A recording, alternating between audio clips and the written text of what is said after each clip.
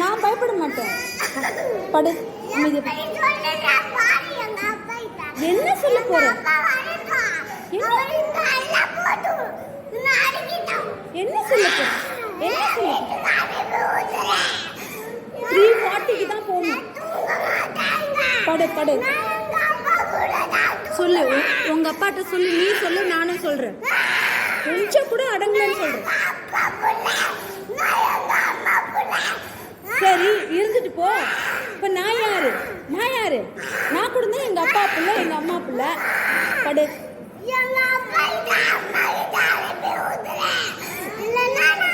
அனுப்ப முடியாது.